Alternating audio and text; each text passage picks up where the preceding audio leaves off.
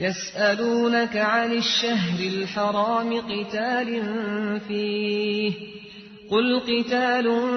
فيه كبير وصد عن سبيل الله وكفر به والمسجد الحرام وإخراج أهله منه أكبر عند الله والفتنة أكبر من القتل ولا يزالون يقاتلونكم حتى يردوكم عن دينكم إن استطاعوا ومن يرتد منكم عن دينه فيمت وهو كافر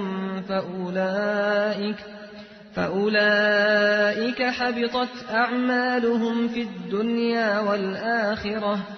وأولئك أصحاب النار هم فيها خالدون.